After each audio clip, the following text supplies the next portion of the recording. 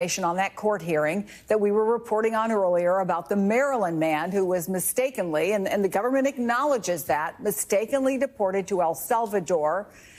MSNBC legal correspondent Lisa Rubin is following this for us. And what we talked about earlier in the hour is, why can't the government, the U.S. government, just say, we want him back, we're going to take him back? And there was, I think, a really telling exchange in court a short time ago. There's an absolutely telling exchange about this. And let me just preface for our audience, the lawyer who was making the argument today on behalf of the government was in court yesterday, also before Judge Boasberg. He wasn't the lawyer representing the government on his feet, but he was sitting there, and he was named by the lawyer who made that argument as somebody who listened to those TRO hearings and with whom he had communications about whether those flights could be turned around. By being named, he is now at risk at being a witness in any future contempt proceeding before Judge Boasberg, and that fear of becoming a witness, having his career, his reputation on the line, may have shown in today's proceeding, Chris, because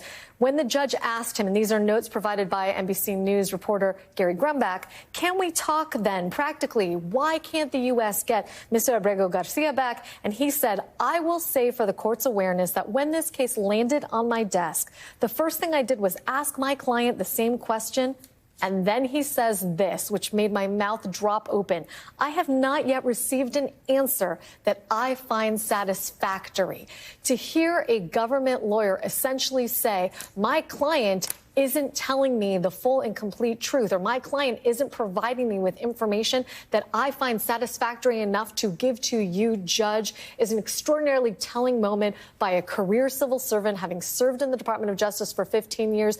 These guys are playing games with me too, Your Honor, and I was astonished to see that. We're now in a break, Chris, and this court, when we come back, the judge is prepared. It's just resuming, I'm just told. resuming right now. And what she broke for was to try and give the government an opportunity to voluntarily have Mr. Abrego Garcia return to the U.S. They don't want an order, because if she can order that he be returned again, Judge Boasberg and other judges in the future could theoretically make the same exact order. They don't want that precedent. They'd rather do it voluntarily if they have to do it at all. I think it's worth noting that after the government attorney said he had not found an answer that he found secretary, the judge said, they've granted a motion for preliminary injunction. I don't know if we have it on our document yet.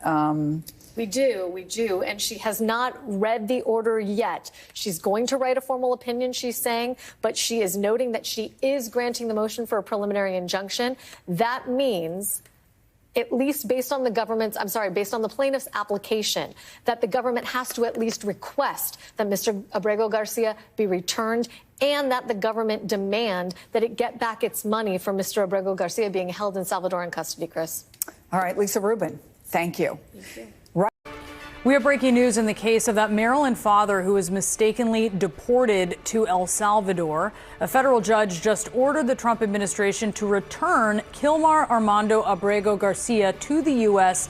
by Monday. Let's take you live outside the courtroom with CNN's Priscilla Alvarez. Priscilla, you just walked out of court. Help us understand how this all played out. Well, Brianna and Boris, the week started with the administration saying that it made a, quote, administrative error in deporting this Salvadoran national. It is now ending with a federal judge saying that the United States has to bring him back by Monday.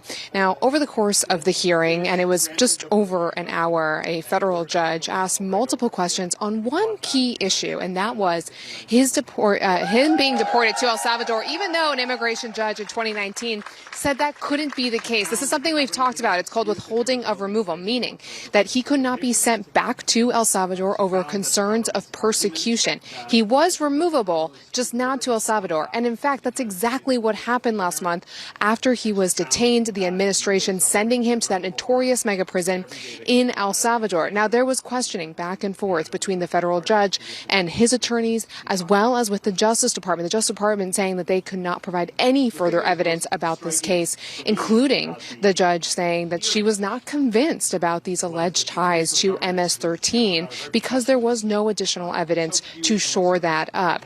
Now, over the course of those proceedings, again, the Justice Department saying that it was a mistake that he was sent to El Salvador and also arguing that they couldn't bring him back. That is something that they also said in court documents.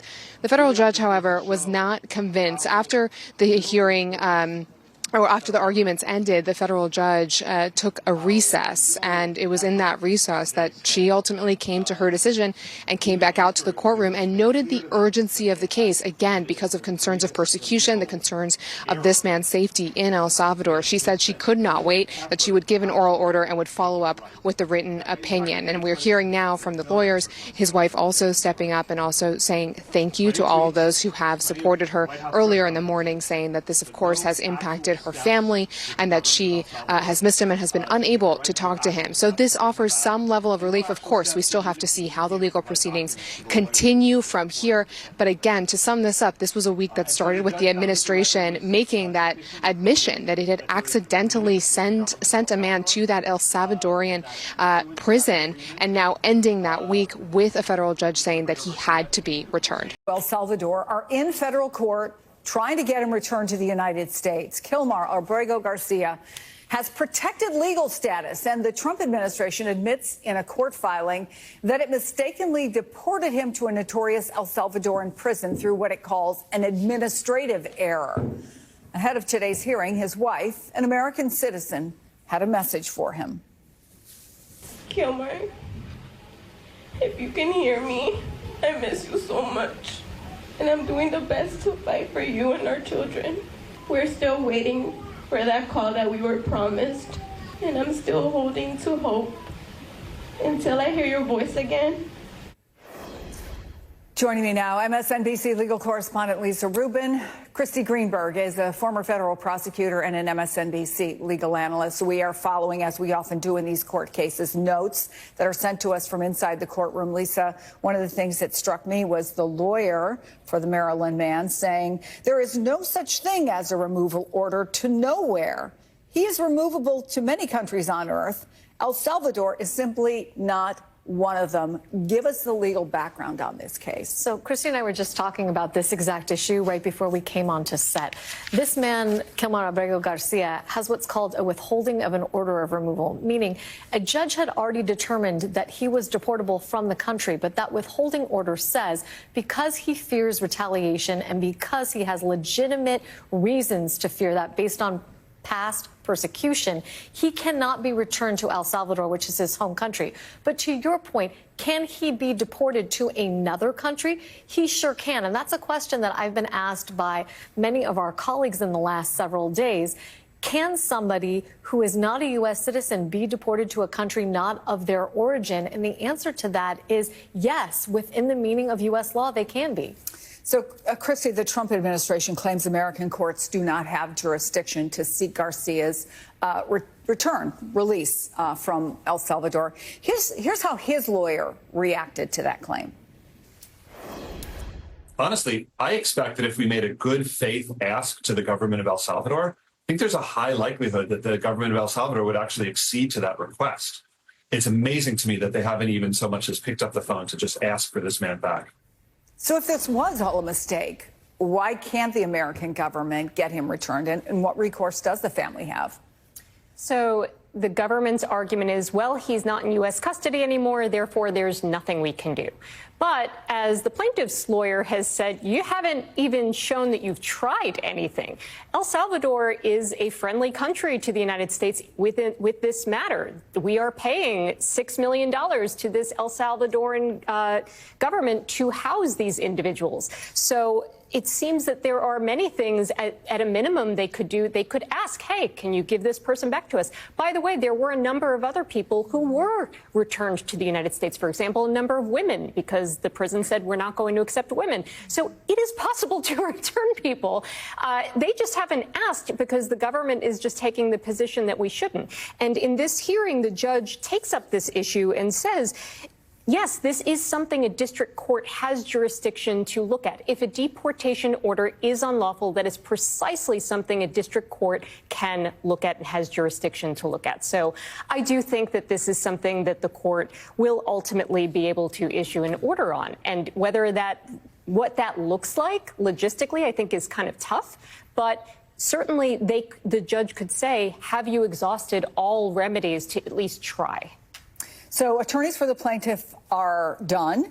The DOJ lawyer is up, and they are just getting started. We touched on their argument, but what are you watching for? Does there need to be an explanation, for example, to say, here's why we can't just say, and I think this is what the plaintiff's lawyer is asking for. We can't just not pay them the $6 million, or maybe they've already paid them the $6 million. Well, it's funny because they're not asking for the return of the $6 million or for all of the payment to stop. If you read their application really closely, all they're asking is that an order be entered that stops any payment for the detention of Mr. Abrego Garcia. And that's not a whole lot of money if you think about the totality of people who have been deported to El Salvador. But, Chris, I want to go back to something that you're saying. Why would the Department of Justice not be willing to pick up the phone? Because it's a concession that once somebody has been removed to and placed in El Salvador in custody, that they can do something about it. And that is an argument that they don't want to concede in other ongoing legal proceedings, including that class-wide action in front of Judge Boasberg. They don't want to concede that they have the power to reverse any of this with respect to one man, Mr. Abrego Garcia, because if they can reverse it for him, can't they reverse it for everybody? Well, it's going to be interesting, and I know you both are going to follow this for us as we continue to hear more out of court. Thank you both, Lisa Rubin, Christy Greenberg. Appreciated. Coming up, a small business owner files the first complaint challenging... Guys, Trump is having a meltdown in court, and the judges are smacking him down, right? He is, again, making the argument that he's a king, that he's above the law, that he can do what he wants. He can do what he wants to anybody, whether they're here legally, whether they're, a citizen, undocumented, whatever, it doesn't matter. Trump wants to effectively argue that he is the sole arbiter of who gets to be in the United States or who doesn't get to be there, even when they violate the policies and rules set out by the own branch of government that he runs, the federal government, right? Like with the guy that they've got rid of, like there was a specific federal regulation saying they couldn't send this guy to El Salvador. This couldn't do it. And they did anyway. Like, we could talk about the other people that were sent away without due process, but there was nothing on paper saying you couldn't, affirmatively send these guys to where you sent them. This one guy, they actually did have that, and they did it anyway. And it's important to see judges fight back. And it's also important to see the threats that the judges are making against Trump cronies. Because here's the thing, unfortunate as it is, Trump is basically above criminal prosecution. We saw that. That's what the Supreme Court kind of said, basically. No, it's not as far-reaching as Trump would like it to be, but they said, anytime that he's acting as president, he can't be held criminally responsible. And certainly, and this was always the case even before, while in office, a president's not going to get criminally charged. It won't happen. But his cronies are not free from that. His cronies can be jailed. They can be fined. They can be disbarred. They can be charged with crimes. And so they have to ask themselves, are you willing to go down for King Trump?